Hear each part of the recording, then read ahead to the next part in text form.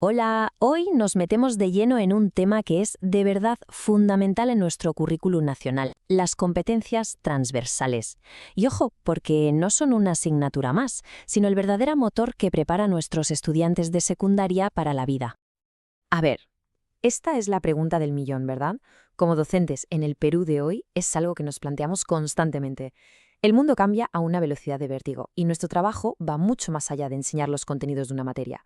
Se trata de darles herramientas para lo que venga. Bueno, pues la buena noticia es que no tenemos que inventar la rueda. El propio Currículum Nacional de la Educación Básica nos da una ruta, un mapa bastante claro. Y la clave de todo está en esto que llamamos competencias transversales. Vamos a ver qué son exactamente. Venga, empecemos por los cimientos, porque antes de pensar en cómo aplicarlas en el aula, tenemos que entender bien de qué estamos hablando. ¿Qué son y por qué se dice que son la base de todo? Pues en pocas palabras, son capacidades que no pertenecen a una única asignatura. Pensamos en ellas como si fueran hilos invisibles que se van tejiendo a través de las matemáticas, de la comunicación, de las ciencias. Lo conectan todo para que el aprendizaje tenga sentido y sobre todo para que se pueda usar en el mundo real. Esta imagen lo ilustra de maravilla. Si cada área del currículo fuera un órgano vital, las competencias transversales serían el tejido que los une, que hace que funcionen como un todo. Y el objetivo final de todo esto es que cada estudiante, al acabar, alcance ese perfil de egreso que tanto buscamos. Vale, y aunque hay varias, en la práctica, en secundaria, hay dos que son las grandes protagonistas. Son absolutamente cruciales porque preparan al estudiante para ser autónomo, algo que va a necesitar sí o sí en su vida adulta y, por supuesto, en la educación superior. Y aquí las tenemos. Por un lado, la competencia 28, que va sobre el mundo digital. Pero ojo, no es solo saber usar un ordenador. ¿Qué va? Es ser un ciudadano digital crítico, creativo, responsable. Y por otro lado, la competencia 29, que es la joya de la corona de la educación. Conseguir que el estudiante sea el piloto de su propio aprendizaje, que sepa que quiere aprender, cómo se va a organizar para conseguirlo y, muy importante, cómo saber si lo está logrando. Muy bien, la teoría parece clara, pero ahora viene la pregunta del millón para nosotros, los profes. Si no son una asignatura, ¿cómo se enseñan?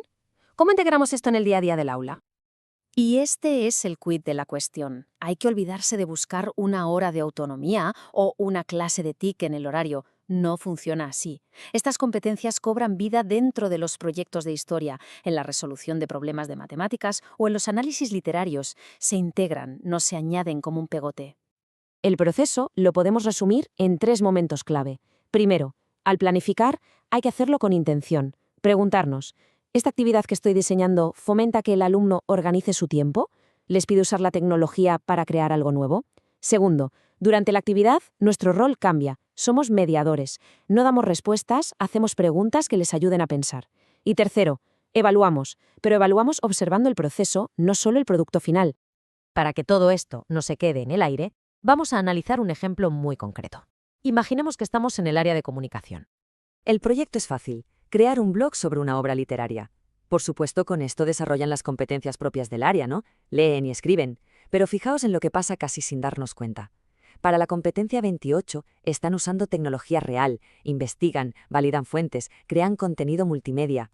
Y para la 29, se ven forzados a planificar sus publicaciones, a gestionar su tiempo y, muy importante, a revisar su propio trabajo antes de darle a publicar. Todo esto en una única actividad. Este tipo de proyectos nos lleva directamente a un concepto que es fundamental: las tareas auténticas. Son sin duda el mejor escenario para que estas competencias se luzcan. A ver, una tarea auténtica es justo lo contrario a una pregunta de memorizar y soltar. Es un desafío complejo, parecido a los que se van a encontrar fuera del aula. Aquí no se trata de repetir información, sino de usarla para crear algo, para resolver un problema con un propósito claro. Y toda buena tarea auténtica tiene estos ingredientes. Tiene un contexto. Por ejemplo, somos un equipo de publicistas. Tiene un reto claro. El estudiante asume un rol específico. Su trabajo se dirige a una audiencia, no solo al profesor. Y fundamental, los criterios con los que se les va a evaluar son transparentes desde el minuto 1. Y claro, hablar de criterios nos lleva de cabeza al último pilar de todo este enfoque: la evaluación. Pero ojo, no cualquier tipo de evaluación. Hablamos de una que tiene un propósito muy claro, que sirva para impulsar el aprendizaje. El ciclo formativo es algo constante, que no para. Primero, recogemos evidencias. Y no me refiero solo al trabajo final, ¿eh? También los borradores, sus planes, cómo debaten en grupo. Segundo, analizamos esas evidencias con los criterios que ya habíamos compartido. Y tercero, y para mí lo más importante, ofrecemos retroalimentación, un diálogo que no se queda en un bien o mal, sino que provoca que el propio estudiante reflexione sobre su proceso. La propia normativa lo dice mejor que nadie. La retroalimentación no es para justificar una nota, es la herramienta que le damos al estudiante para que se active esa competencia 29, para que de verdad se haga dueño de su aprendizaje.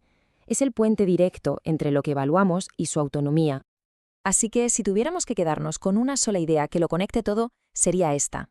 Si las competencias transversales son el vehículo que prepara a nuestros estudiantes para el futuro, la evaluación formativa es el combustible que hace que ese vehículo avance.